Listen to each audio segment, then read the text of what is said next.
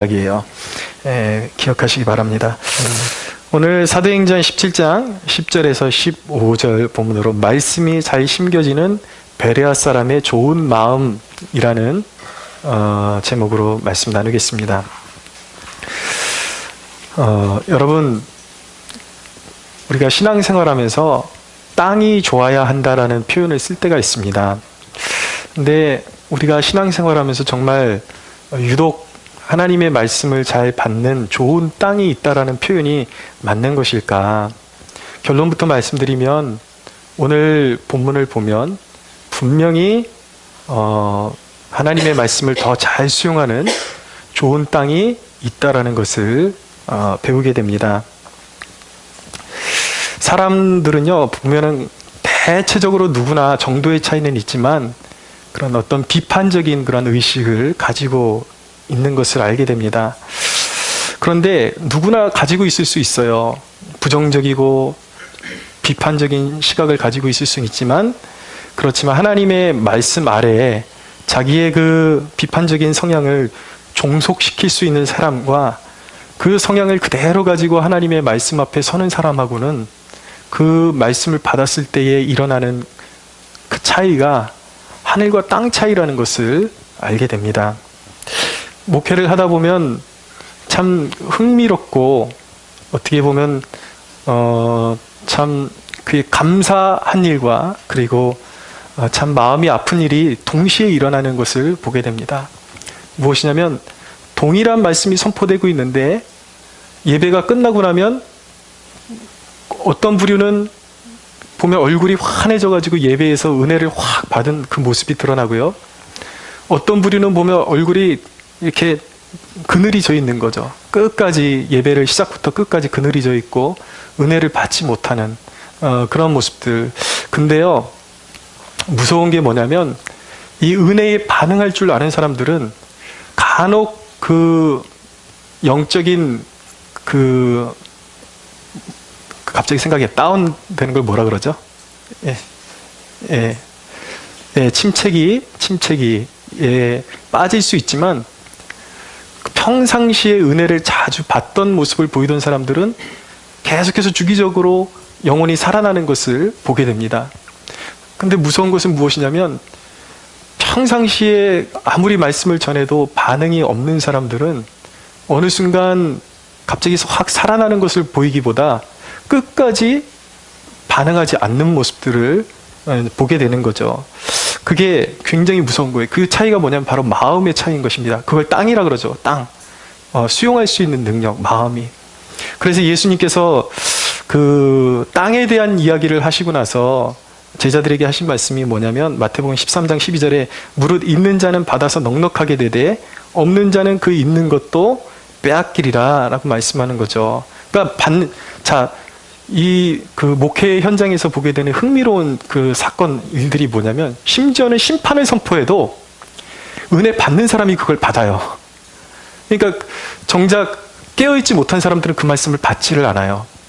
깨어있는 사람들이 그렇게 하다가 멸망할 수 있습니다. 그렇게 하다가 실패할 수 있습니다. 그러면 얼른 받아가지고 자기의 삶을 태도를 고치죠. 늘 은혜 받는 사람이 받는다라는 거예요. 먹는 사람들이 먹는다라는 거죠. 심지어는 심판의 메시지까지도. 그런데 은혜를 받지 않는 사람들은 하나님께서 순종하면 상을 주신다 그래도 시큰둥해요. 그리고 당신 그렇게 살다가 정말 심판이 있습니다 그래도 그게 나랑 무슨 상관인데? 라는 표정. 전혀 지금 선포되는 말씀과 자신과는 전혀 관계가 없는 것처럼 그런 태도로 말씀을 대한다라는 것을 알게 되는 것입니다. 예수님께서는 우리에게 4가지 땅이 존재한다라고 말씀하셨어요. 하나는 뭐냐면 길가에 씨가 뿌려진 땅, 길가와 같은 마음. 그것은 무엇이냐면 와서 씨는 하나님의 말씀인데 길가에 떨어진 씨는 새가 와서 그대로 먹어버린다는 거예요. 그것은 뭐냐면 마귀가 말씀이 떨어지자마자 말씀을 음미할 기회도 없이 가서 그 말씀을 빼앗아 버린다라는 것이죠. 그러니까 지금 제가 말씀드린 것처럼 말씀이 선포됨에도 불구하고 그것이 전혀 나와 상관없는 듯한 태도로 말씀을 듣는 사람들, 벌써 말씀 빼앗기는 거예요. 떨어지자마자 빼앗겨 버리는 것이죠. 두 번째 밭은 무엇이냐면 흙이 얕은 돌밭이 있습니다. 이 사람의 특징은 말씀이 선포되면 약간 화색이 돌아요. 기쁨이 회복되어지는 것 같아요. 듣긴 들어요. 그런데 환란이 오고 박해가 오면 마음이 굳어집니다. 금세 굳어져요. 그래서 그 기쁨이 지속되지를 못해요. 그래서 그 은혜를 그냥 까먹어 버리죠. 세 번째 밭은 가시떨기 같은 밭이 있다라고 말씀하고 있어요. 땅이 있다라고 말씀하고 있어요. 이 사람은 처음에는 잘 듣고 순종하려고 해요. 뭔가 수용력이 있는 것 같은데, 그런데 어느덧 자기가 견디기가 좀 벅찬 세상의 염려, 특별히 재물의 유혹에 이 사람은 약해요. 신앙생활 잘 하고 있다가도 재정적인 어려움이 좀 오거나 아니면 재정적인 어떤 유혹이 오면은 금세 혹시라도 이 재물을 이 좋은 기회를 빼앗겨버릴까봐 그것을 견디지 못하고 그냥 뛰쳐나가버리는 그러한 밭이 바로 가시떨기 밭이라고 말씀하고 있는 것입니다. 마지막으로 좋은 땅이 있다라고 말씀하고 있어요. 좋은 땅은 어떤 땅이냐면 깨닫는 땅이래요. 자, 깨닫는다라는 것, 여러분 이것은 지적인 동의를 말씀하는 것이 아닙니다. 진짜로 인식하는 것을 깨닫는다라고 말씀하고 있는 거예요. 보십시오. 여러분들이 운전을 하다가 앞에 장애물이 있으면 그것을 인식했어요. 장애물이 있는 걸 깨달았어요. 진짜로 깨달은 사람은 그것을 분석하고 그것을 가지고 음미할 시간이 있습니까? 없습니까? 그냥 몸이 자연적으로 그 장애물을 인식하면서 핸들을 틀어버리겠죠. 그러니까 진짜로 그 말씀을 깨달았다라는 건 이런 것입니다. 진짜로 깨달았다라는 것은 그냥 머리로 이해했다가 아니라 하나님이 그것을 경고하시면 그 장애물을 보고 자연스럽게 몸이 따라가는 사람, 이것이 깨달은 거예요. 인식했다라는 것입니다. 아무리 들었는데도 불구하고 내 몸이 움직이지를 않아요. 손발이 움직이지를 않아요. 이것은 깨달은 것이 아니에요. 근데 좋은 땅이라는 것은 분석하고 따지고 그런 것이 아니라 하나님이 말씀하셨기 때문에 그 말씀을 받자마자 주님이 하나님의 말씀이 경고하는 것은 자연스럽게 이건 내 영혼에 좋지 않은 것이구나 피해가고, 주님이 이렇게 하면 좋은 열매 맺을 거야 그러면 그것을 사모함으로 너무나도 자연스럽게 그것을 수용해서 말씀에 순종하는 사람, 이것이 바로 말씀을 깨달은 좋은 땅이라는 것입니다. 그래서 여러분, 네 가지 밭에 대해서 이야기했지만 사실은 포괄적으로 크게 나누면 두 가지 밭밖에 없는 거예요. 열매를 결국 맺을 수 있는 땅과 열매를 맺을 수 없는 땅이 존재하는 것이죠. 여러분, 말씀을 받는 마음의 태도가 얼마나 중요한지 조금 느끼시겠습니까? 그래서 시편 19편 11절에 보면 다윗이 이렇게 고백합니다. 또 주의 종이 이것으로 경고를 받고 이것을 지킴으로 상이 크니이다. 그러니까 그 말씀을 받아서 좋은 마음으로 받고 지키면 반드시 거기에 상응하는 좋은 열매들이 반드시 나타날 수밖에 없다라는 것을 다윗이 고백하고 있는 것이죠. 오늘 말씀에 보면 데살로니가에서 핍박을 받은 바울 일행이 베레아라는 곳으로 이동을 하게 되었습니다. 근데 거기서 선교 사역을 펼쳐나갔는데 거기서 큰 위로를 받게 됩니다. 왜냐하면 데살로니가에서는 굉장한 핍박을 받았는데 물론 열매도 있었지만 베레아에 오니까 너무 사람들이 말씀을 잘 수용하는, 정말 하나님 나라가 정착하기에 아주 적합한 좋은 환경을 가지고 있었기 때문에 바울과 그 일행이 위로를 받을 수가 있었던 것이죠. 여러분, 우리가 주의 말씀을 전하다 보면 늘 거절만 당하는 것이 아닙니다. 우리가 전하는 이 복음의 말씀을 기다리고 있는 사람, 잘 수용할 수 있는 사람들도 분명히 기다리고 있음을 우리가 믿어야 하는 것입니다. 베레아 사람들은 말씀드린 것처럼 하나님 나라가 잘 정착하기에 좋은 환경을 가지고 있었습니다. 그것은 바로 그들이 말씀을 대하는 그들의 마음가짐이 남달랐던 것입니다. 여러분, 베레아 사람들의 말씀을 대하는 태도가 어떠했는가 한번 집중적으로 우리가 보기 원합니다. 첫째는 보면, 오늘 말씀에 보면 11절을 함께 읽어볼까요? 시작. 베레아에 있는 사람들은 데살로니가에 있는 사람들보다 더 너그러워서 간절한 마음으로 말씀을 받고 이것이 그러한가 하여 날마다 성경을 상고함으로. 아멘. 첫째로 그들이 너그럽게 말씀을 받았다라고 말씀하고 있어요. 베레아에 있는 사람들은 데살로니카에 있는 사람들보다 더 너그러웠다. 말씀을 대하는 태도가 그랬다는 것입니다. 이 너그럽다라는 것은 진리에 대해서 수용하는 마음을 의미하는 것이죠.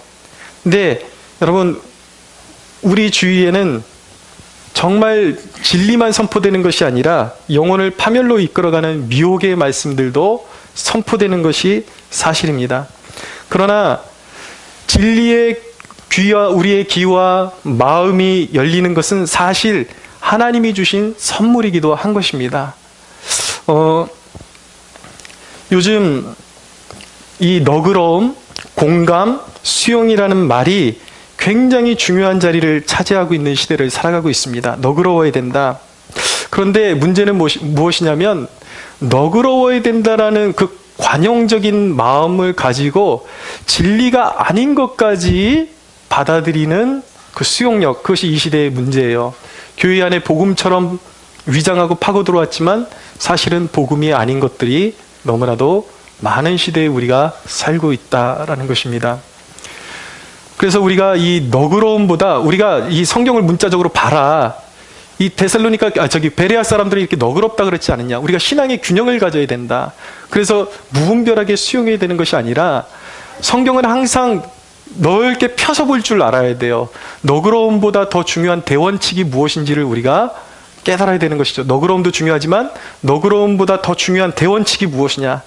그래서 올바른 구원관을 우리가 갖는 것, 올바른 하나님에 대한 지식을 갖는 것이 중요하다라는 것입니다. 이 시대의 그 가장 교회를 썩게 만드는 신학 중에 하나가 무엇이냐면 해방신학이라는 것이 있어요. 그런데 이 신학의 중심은 성경을 그 사람들은 어떻게 보냐면 이 마르크스주의, 그러니까 공산주의 사상, 사회주의 사상, 그러니까 억압받고 가난한 자들을 위해서 교회가 존재한다라는 그러한 어떤 해석의 베이스가 깔려 있는 거예요. 그것으로 그런 이제 관점을 가지고 성경을 보니까 그들은 늘 투쟁에 대한 관심밖에는 없는 거죠. 성경을 볼 때 항상 그들의 구도를 나눌 때에 권력자와 그리고 약자, 그리고 가진 자와 못 가진 자.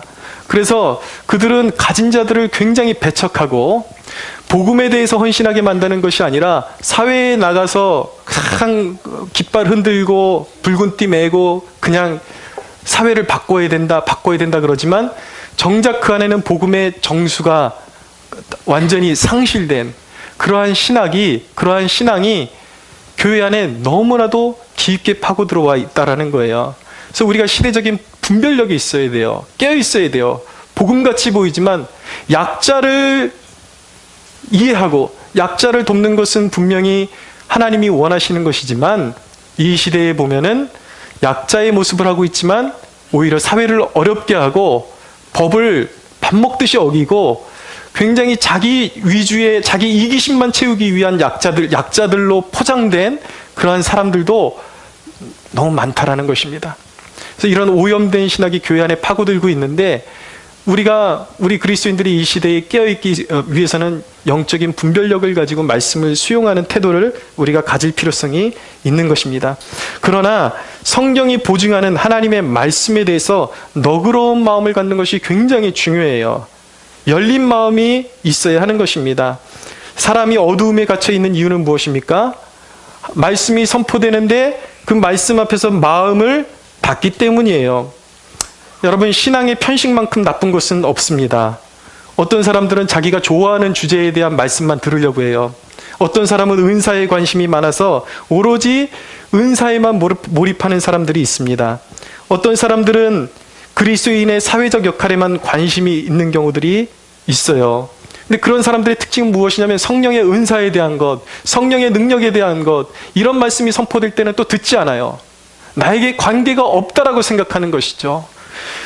어떤 사람은 물질적인 그러한 주제에 대한 말씀이 선포되면 굉장히 거부감을 갖는 사람들이 있습니다. 그러면 물질에 대한 어떤 말씀이 선포되면 설교자가 하나님의 말씀을 통해서 어떤 진리를 선포하는지에 대해 관심을 갖지를 않고, 이것도 여러분 세상만 선동이 있는 것이 아니에요. 교회 안에도 선동이 있어요. 무엇이냐면 이런 것입니다. 물질을 이야기하는 교회는 썩은 교회다, 무조건. 그러면 사람들의 인식 속에 우리 교회는 자꾸 헌금에 대한 이야기를 하는 거 보니까 굉장히 부패한 교회가 맞아 라고 생각하는 것이죠. 이것도 사실은 선동당한 거예요, 사람들에게. 그것이 아니죠. 우리가 이 성경의 진리라면 그것이 어떤 주제이든지 왜 우리가 물질일수록 더 성경적으로 배울 필요가 있습니까? 왜입니까? 오늘날을 살아가는 수많은 그리스도인들이 가장 매여있고 종노릇하는 분야가 뭔지 아십니까? 돈이에요. 물질이에요. 그러니까 어떻게 쓰는지를 배워야 되고 어떻게 그리스도인으로서 벌어야 되는지 우리가 배워야 되는 것입니다. 믿으십시오. 여러분, 성경은 우리가 하나님의 말씀에 대해서 전체적으로 어떤 주제든지 관심을 갖고 수용해야 되는 능력이 무엇이냐면 그래야 온전한 하나님의 사람으로 성장할 수 있기 때문이에요. 디모데후서 3장 16절에서 17절에 보면 모든 성경은 하나님의 감동으로 된 것으로 교훈과 책망과 바르게 함과 의로 교육하기에 유익하니 이는 하나님의 사람으로 온전하게 하며 모든 선한 일을 행할 능력을 갖추게 하려 함이라. 모든 선한 일, 우리의 인생의 가정, 물질, 직장, 사회, 정치, 모든 분야에 있어서 그리스도인답게 살려면 어떻게 됩니까? 성경에 나오는 모든 주제에 대해서 우리는 관심을 가져야 되고 너그러운 마음을 가지고 마음을 활짝 열어서 그 말씀을 수용할 수가 있어야 하는 것입니다. 할렐루야. 이 시대는 또 포스트 모던, 이제는 포스트 모던도 지나가고 있다고 하는데 이 시대의 특징이 무엇이냐면 권위에 대한 부정이에요. 그래서 성경 말씀에 권위에 대한 복종에 대한 말씀이 나올 때 권위에 대해 복종하는 것이 여러분 신앙생활에 대해서 얼마나 중요한지 아십니까? 여러분, 사람들의 오해는 무엇이냐면 나는 하나님을 바라보고 신앙생활하지 목사 보고 신앙생활하는 것 아니다라고 말하는 사람들이 있어요. 맞는 얘기 같지만 틀린 얘기예요. 왜냐하면 하나님의 나라는 질서예요. 하나님께서 이 말씀을 사람들에게 전수하실 때에 어떤 제도를 가지고 가르치게 하셨냐면 바로 초대교회도 은혜 받은 사람들이 누구의 가르침을 따라 신앙생활 했습니까? 사도들의 가르침을 따라서 신앙생활 한 것입니다. 하나님께서 설명서를 주고 대뜸 주고 이거 너희들 보고 알아서 판단해라가 아니라 분명히 목사와 교사를 세우셔서 그 역할의 사명을 가진 사람을 세우셔서 여러분들을 이끌어가게끔 하셨다라는 것이죠. 권위를 부정하고 어떻게 신앙생활할 수가 있어요? 여러분, 권위를 부정하고 하나님의 나라는 인격이에요. 여러분, 무엇이냐면 여러분들이 더 잘 판단하는 것 같지만 하나님께서 이 교회의 질서를 위해서 주의 종을 통해서 여러분들에게 주시는 말씀에 순종할 때에 더 좋은 열매를 맺을 수 있도록 하나님께서 그렇게 질서를 정해 놓으셨다라는 것을 우리가 잊지 말아야 하는 것입니다. 그런데 요즘 세대는 권위에 대한 말씀을 선포하면 뭐라 그러냐면 또 꼰대 같은 소리 한다. 꼰대라는 말이 요즘 또 유행이더라고요. 조금만 잔소리하면 꼰대 같은 짓 한다, 꼰대 같은 짓 한다 그러는데 아니에요, 여러분. 오히려 권위에 대한 거부감이 있을수록 권위에 대해서 성경적인 메시지를, 교훈을 잘 배워야 성장할 수가 있는 것입니다. 할렐루야. 여러분들이 말씀을 들을 때 예민해지는 부분이 어떤 부분인가요? 어떤 사람은 물질, 어떤 사람은 권위에 대한 부분, 어떤 사람은 다른 주제일 수 있죠. 그런데 그 예민해지는 부분이 바로 여러분들의 축복을 가로막는 견고한, 사탄이 여러분들의 마음에 형성해 놓은 견고한 진일 수 있다는 것을 깨달으셔야 돼요.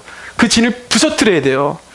말씀을 대할 때에 어떤 주제에 대한 선입견, 그 오해를 풀고 끝까지 경청하는 마음이 중요한 것입니다. 할렐루야. 두 번째로, 이들이 어떤 마음을 가지고 말씀을 받았는가? 베레아 사람들은 데살로니가에 있는 사람들보다 더 너그러워서 어때요? 간절한 마음으로 말씀을 받았다라고 말씀하고 있죠. 간절한 마음으로 하나님의 말씀을 받았습니다. 신앙생활 하다 보면 신앙의 회의론자들이 있습니다. 무엇이냐면 아무리 치유, 회복, 기적, 하나님이 도우시고 역사하신다고 말해줘도 꼭 끝에 가서 뭐라고 말하는 사람들이 있냐면 나는 교회를 모태신앙이고 나는 교회를 수십 년을 다니고 수년을 다녀봤지만 시키는 대로 해봐도 기적 따위 이런 건 나는 본 적이 없다. 그냥 교회에서 사람들 선동하려고 이렇게 구미를 당기기 위해서 하는 말 아니냐. 꼭 그렇게 무슨 말씀만 전해지면 초치는 사람들이 있어요. 신앙적인 회의론자들, 애석한 사람들인 것입니다. 그런데 여러분, 그것이 오늘날만의 이야기가 아닙니다. 오늘날만의 이야기가 아니라 예수님이 이 땅에 오셨을 때에도 그랬다라는 사실을 우리가 알아야 하는 것입니다. 예수님 주변에 많은 사람들이 있었어요. 그런데 기적을 체험하는 사람들은 소수였어요. 12회를 혈루증으로 앓는 여인이 있었습니다. 고침을 받고 싶었지만 의사를 찾아가 봤지만 많은 재물을 탕진하고 소진하고 영적인 어떤 그런 정신적인 스트레스만 받고 나을 기미를 보이지 않았어요. 그러나 예수님이 지나가신다라는 소문을 듣고 예수에 대한 소문을 듣고 그녀의 마음 가운데 간절함이 있었어요. 다른 사람들은 예수님을 그냥 무의식적으로 그냥 둘러싸고 밀고 있었지만 거기에는 어떤 치유의 능력도 나타나지 않았습니다. 그런데 이 여인이 예수님을 보고 뒤로 돌아가서 예수님의 옷자락을 만졌을 때 어떤 역사가 일어났습니까? 그녀의 혈루증이 완전히 깨끗이 나음을 받는 역사가 일어난 것입니다. 차이가 무엇입니까? 수많은 군중들이 있었는데, 수많은 사람들이 있었는데 어떤 사람들이 예수 그리스도의 근처에 있었음에도 불구하고 치유를 경험하지 못해요. 어떤 사람은, 이 한 여인은 치유를 경험하는 거예요. 차이가 무엇입니까? 간절함이에요. 낫고자 하는 간절함. 그리스도의 옷자락에 내 손만 닿아도, 믿음으로 손만 닿아도 그분이 나를 치료할 수 있다라는 그 믿음. 할렐루야. 네. 여러분, 그 간절함이 얼마나 중요한 것인지 깨달으셔야 돼요. 한 나병 환자가 주님이 지나가신다는 소리를 들었습니다. 주님이 치료하시고 말씀으로 권능을 베푸신다라는 소문을 들었습니다. 믿음을 가졌어요. 주님이 지나갈 때에 주님께 애원합니다. 주여, 원하시면 나를 깨끗게 하실 수 있습니다 라고 말씀드렸어요. 주님께서 말씀하십니다. 네가 원하느냐? 내가 원하노니 깨끗함을 받으라 라고 말씀하셨어요. 이 나병 환자에게 있었던 것은 무엇입니까? 기대감이었어요. 주님 앞에 나아갈 때 내가 치유받을 수 있다라는 기대감. 그분에게 나아가면 내 인생에 놀라운 변화가 일어날 수 있지 않을까? 그분에게 나아가면 그분이 나를 치료해 줄 수 있지 않을까? 그분이 내가 믿음으로 나아가면 그분은 내가 이룰 수 없는, 내가 뛰어넘을 수 없는 그 문제를 이기게 하고 그분은 나를 치료할 수 있는 능력을 가지신 분일 거야. 나는 그 사실을 믿어. 그 기대감을 가지고 나아갔을 때에 그에게는 치유가 일어난 것입니다. 할렐루야. 여러분, 그리스도의 임재와 치유의 기적이 어디 있습니까? 바로 간절함과 기대하는 마음을 가진, 하나님의 말씀을 받을 때 간절함과 기대하는 마음으로 받는 그 심령 가운데 그리스도의 임재와 통치가 일어나는 것입니다. 어떤 분이 그래요. 여러분, 이 말씀이 선포되고 있는데 이 말씀을 마음으로 간절함으로 받지 못하고 예배 끝나고 나서 기껏 하는 말이, 이런 말을 하는 경우를 들었어요. 설교 참 잘하시네요. 젊은 양반이 설교도 잘하시고 기도에도 잘 인도하시네요. 여러분, 이 설교단이 고작 그런 말이나 들으려고 하는 단이라고 생각하십니까? 아니에요. 여러분, 이 말씀, 지금 선포되고 있는 말씀이 택한 자들에게는 생명의 양식이요 영적인 가라지들에게는 심판의 징표가 될 것을 모르십니까? 이 말씀을 여러분들이 어떤 마음으로 듣느냐에 따라서 여러분들에게 생명의 양식이 될 수가 있어요. 말씀이 아무리 선포돼도 여러분들이 그것을 진리로 듣지 않고 하나님이 여러분들에게 예비하신 은총의 말씀으로 듣지 않고 매주 그렇게 지나가고 주님의 심판의 보좌 앞에 섰을 때에 여러분들의 영혼이 처하게 될 처지에 대해서 한 번이라도 진지하게 생각해 보신 적이 있습니까? 여러분, 주님은 자신의 말씀으로 세상을 심판하실 것이라고 말씀하셨습니다. 여러분들이 심판대 앞에 섰을 때에 주님께서 너는 왜 순종의 열매가 없느냐라고 물어보신다면, 여러분, 과연 나는 그런 진리에 대해서 몰랐습니다, 잘 몰랐습니다라고 여러분들 대답할 수 있겠습니까? 여러분들이 예배를 건성건성 드리는 사이에, 여러분들이 마음속으로 말씀을 들으면서 비판하고 있는 사이에, 여러분들이 정성이 없이 예배를 드리는 사이에 수없이 많은 생명의 기회들이 지나가고 있습니다. 여러분들, 이곳에 눈에 보이지 않지만 이곳에 주님의 임재가 계십니다. 할렐루야. 하나님께서는 하나님이 한 주간 동안에 여러분들을 기다리고 계셨다는 사실을 아십니까? 여러분들의 예배를 받으시기를 원하세요. 이 예배를 받으시고 여러분들의 삶 가운데 역사를 일으켜주기를 원하세요. 그럼에도 불구하고 정작 하나님의 백성들이 치유하시고자 하시는 주님의 그 뜨거운 마음을 외면하고 관심도 없고, 여러분 그렇게 예배할 수 있다는 것이 과연 말이나 되는 것입니까? 사랑하는 여러분, 저와 여러분들의 마음 가운데 하나님의 말씀을 향한 열정이, 그 간절함이 회복되어지는 축복이 있게 되기를 바랍니다. 세 번째로 보세요. 이들이 어떤 태도로 말씀을 받았는가? 베레아에 있는 사람들은 데살로니가에 있는 사람들보다 더 너그러워서 간절한 마음으로 말씀을 받고, 바로 이 부분입니다. 이것이 그러한가 하여 날마다 성경을 상고했다라고 말씀하고 있습니다. 이것이 그러한가, 날마다 성경을 상고했다. 상고가 무엇입니까? 자세히 헤아렸다라는 뜻이에요. 날마다 성경을 자세히 헤아렸다라는 뜻입니다. 여러분, 바울이 무엇을 집중적으로 증거했을까요? 예수 그리스도께서 이 땅에 오셔서 사셨던 나사렛에서 사신 예수 그리스도가, 그 화려해 보이지 않고 평범했던 목수의 아들이신 예수 그리스도가 바로 구약 때부터 선지자들로부터 예언되었던 메시아시다. 그분이 십자가를 지심은 우리의 죄를 대속하시기 위해서 지신 것이다. 그분은 죽음 가운데 갇혀 있지 않고 부활하셨다 라는 것을 증거했을 것입니다. 근데 그 모든 사건이 남을 위한 것이 아니라 바로 나를 위한 사건이다, 바로 당신을 위한 사건이다 라고 바울이 증언했겠죠.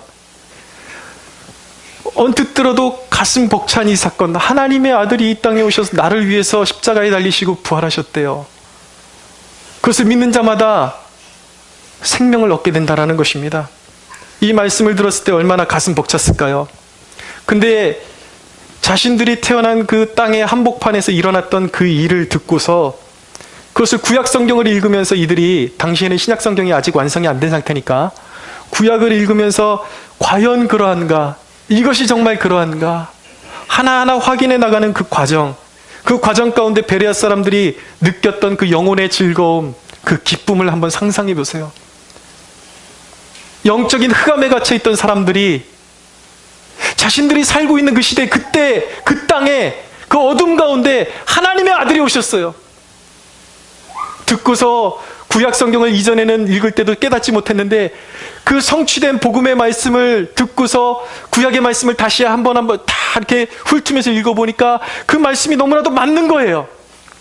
창세기를 여니까 창세기 3장 15절에 이미 인류가 타락하면서 하나님께서 메시아를 보내주셔서 십자가에 달리실 것을, 여자에게서 태어난 아들이 십자가에 달려서, 나무에 달려서 사단의 머리를 밟아 이기실 것을 구약 성경이 예언하고 있는 것입니다. 여러분 보세요. 시편 40편 7절에 보면 이런 말씀이 있어요. 그때 내가 말하기를 내가 왔나이다. 나를 가르쳐 기록한 것이 두루마리 책에 있나이다.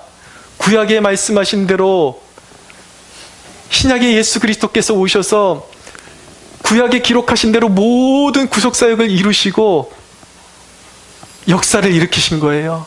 구속사역을 완성시키신 것입니다. 여러분, 시편 41편 9절에 보면 내가 신뢰하여 떡을 나눠 먹던 나의 가까운 친구도 나를 대적하여 그의 발꿈치를 들었나이다. 누구를 향한 말씀입니까? 가룟 유다. 가룟 유다의 예언이 예수님 오시기 전에 1000년 전에 이미 기록이 되어 있다는 것이죠. 다윗의 입을 통해서. 놀라운 거죠. 자신들의 역사의 한복판에 이루어졌던 일이 1000년 전에 다윗을 통해서 예언되어져 있던 거예요. 확인하면서, 그렇구나, 그분이 정말 하나님이 보내신 그리스도구나. 이 놀라운 사건이 나 같은 죄인을 위해서 하나님이 영원 전부터 계획하시고 이루어주신 놀라운 사건이구나. 이것을 확인해 나갈 때에 여러분들 그 기쁨이 얼마나 충만했겠습니까? 여러분, 신앙은 맹목적인 것이 아닙니다. 확인하는 과정을 지나서 내 것이 되는 거예요. 나를 향한 사랑, 하나님이 나를 향한 그 사랑을 하나님께서 영원한 것들을 나에게 주시기로 하신 그 약속의 말씀을 우리가 들었다면 정말 그러한지 여러분 우리가 성경을 펴들고 확인하면서 어떻게 하면 그 약속이 내 것이 되는지 성취될 수 있는지 확인해야 맞는 것 아니겠습니까? 그런 것이죠. 여러분, 여러분들에게 주신 은혜의 말씀이 정말 여러분들이 것이 되도록 그렇게 노력하십시오. 할렐루야. 정말 이것이 그러한가라는 질문이 있어야 되는 거예요. 여러분, 성경을 읽다 보면 양극의 해석이 나올 수 있는 본문이 있습니다. 요즘 이 시대의 논쟁 중에 하나가 무엇이냐면 논쟁거리도 아닌데 논쟁이 된 거죠. 과연 그리스도인들이 술을 마시는 것이 맞느냐 맞지 않느냐라는 논쟁. 그래요, 여러분, 성경을 그대로 처음부터 끝까지 읽다 보면 어떤 구절은 성경이 술을 마셔도 어느 정도 마셔도 된다라고 허용하는 것처럼 나와요. 어떤 구절은 술을 철저하게 금지하는 것처럼 나옵니다. 그럼 헷갈린 거예요. 과연 어느 설교자의 말이 맞을까? 양극단의 해석이 나올 수 있는 이 본문을 어떻게 바라봐야 하는 것일까? 여러분, 이런 내용을 어떻게 여러분들이 접근할 것인가? 이것이 그러한가? 라는 질문을 가지고 접근하셔야 돼요. 첫째, 성경 자체가 어디에 더 비중을 두는가? 술을 마시는 것을 하나님이 더 기뻐하시는가? 술을 마시지 않고 하나님께 헌신하는 것을 성경이 더 요구하시는가를 성경적으로 접근해야 되겠죠. 두 번째는 어떻게 이 본문을 분별할 것인가? 그 말씀에 순종했을 때 어떤 결과를 초래했는지 성경으로 확인하는 것입니다. 술을 마신 사람들이 영적으로 더 이득을 받는가? 술을 절제하고 하나님과 친교를 더 깊이 가진 사람들이 영적으로 더 탁월함과 더 풍성한 은혜를 맛보았는지 성경으로 확인하고 실제적인 열매를 확인할 수가 있어야 된다는 것이죠. 여러분, 무르나 마나 아닙니까? 여러분, 음주가 인간에게 주는 그런 효과들은 무엇입니까? 여러분, 술을 마시는 것은 우리 영혼의 세속화의 지름길이에요. 온갖 범죄의 숙주예요. 음란하고 더러운 죄가 술을 마시고 몽롱해진 정신 상태에 있을 때 들어오는 것입니다. 영적으로 술을 마시는 사람들은 하나님의 깊은 임재로 들어가지를 못해요. 술을 즐겨 마시면서 하나님의 깊은 임재를 느끼는 사귐을 갖는 사람이 있다라는 소리를 저는 들어본 적이 없고 본 적이 없습니다. 여러분, 그러나 성경은 뭐라고 말씀합니까? 오히려 술에 취하지 말고 성령에 취하라고 말씀합니다. 할렐루야. 이것은 주님의 명령이에요. 이 두 가지 옵션이 있다면, 만약에 저라면 한 가지 성경 본문을 통해서 술을 마셔도 될 수도 있다는 가능성이 나오고 안 마셔야 되는 것이 맞다라는 가능성이 나온다면 저는 어떤 길을 선택하는가? 더 좋은 열매를 보이는 길을 저는 선택할 것입니다.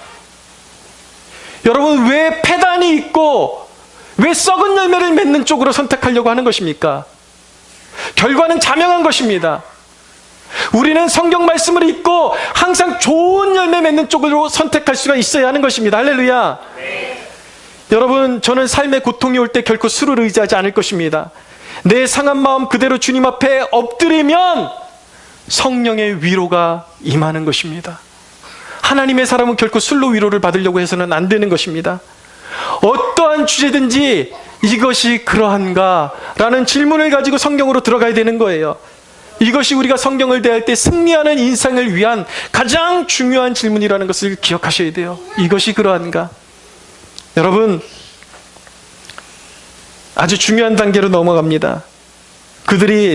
베레아 사람들이 마음을 활짝 열고 너그러운 마음으로 바울의 말을 받아들이고 성경을 상고했을 때에 그들에게 나타난 결과가 무엇이었습니까? 12절을 보십시오. 12절 같이 한번 읽겠습니다. 12절 시작. 그 중에 믿는 사람이 많고 또 헬라의 기부인과 남자가 적지 아니하나. 아멘. 하나님의 말씀을 너그러운 마음으로 받고 성경을 상고하니까 어떤 결과가 나타났습니까? 믿음이 생기는 거예요. 역사가 일어나는 것입니다. 하나님의 말씀을 그대로 받으면 반드시 역사가 일어나는 것입니다. 할렐루야. 여러분, 어떤 사람은 그럽니다. 하나님은 늘 나를 거부하는 것 같아요. 어떤 사람들은 말씀을 믿고 하나님의 능력을 경험하지만 나에게는 그런 능력이 나타나지 않는 것 같습니다. 여러분, 과연 하나님께서 피하시는 사람이 따로 있을까요? 아니에요. 믿음이 없기 때문이에요. 수로보니게 여인은 주님의 은혜를 구했지만 딸의 귀신 들리면 고쳐달라 그랬지만 주님께서 모욕을 주셨습니다. 자녀의 떡을 떼어서 개들에게 줄 것이 없다. 이 여인이 뭐라 그랬습니까?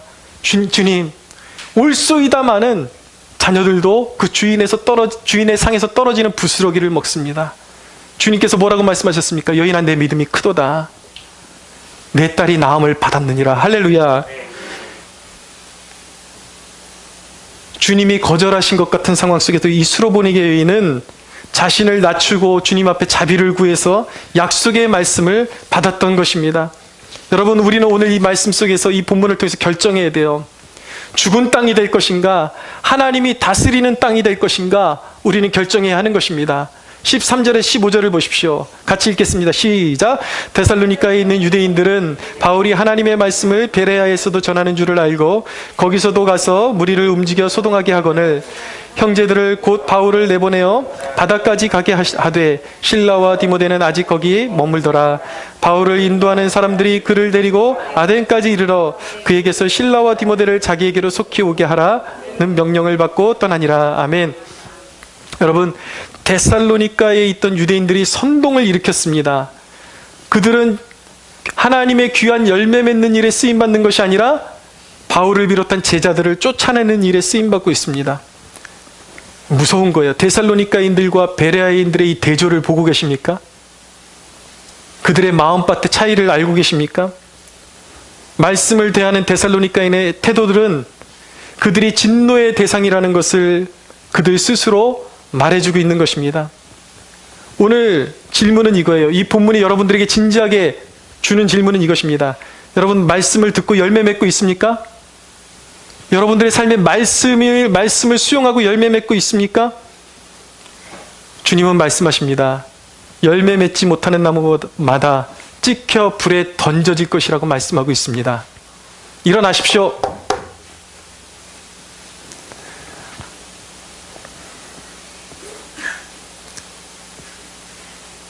열매 맺지 못하는 나무마다 찍혀 불에 던져질 것이라고 주님께서 말씀하고 있어요. 여러분, 성경에는 흥미로운 지역적인 그런 특성이 나옵니다. 복음서를 읽어보십시오. 갈릴리라는 지역에서는 늘 주님의 치유의 역사가 일어나요. 주로 유대라는 지역에 가면 논쟁과 주님을 핍박하는 역사가 일어나요.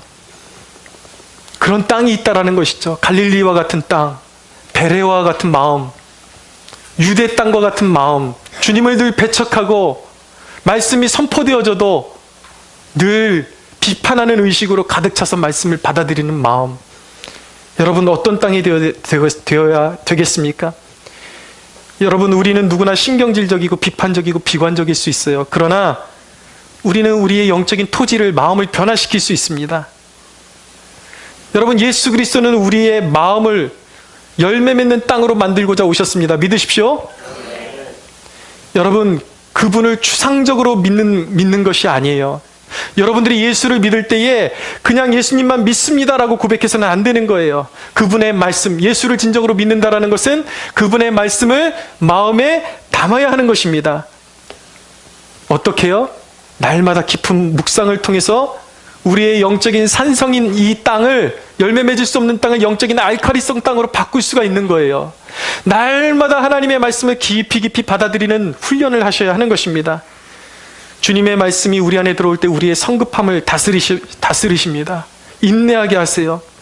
여러분들의 육신이 고집 부릴 때에 어떻게 여러분들이 태도를 가져야 하냐면, 그럼에도 불구하고 주님의 말씀이 옳습니다라고 고백할 수 있어야 하는 것입니다. 여러분들의 고집을 내려놓고 아집을 내려놓고 주님이 말씀하셨기 때문에 주님의 말씀이 옳습니다라고 고백할 때에 그곳에 주님이 임재하십니다. 믿으십시오. 그곳에 주님의 통치가 일어나는 거예요. 기적이 일어나는 거예요. 여러분, 오늘 이 시간 우리의 말씀을 받지 않는 고집과 영적인 고집과 완고함이 완전히 깨어지고 성령께서 우리 안에 오셔서 새 땅으로 빚어주시기를 간절히 소원하는 바인 것입니다. 할렐루야. 우리 하나님께 영광의 박수 올려드리겠습니다.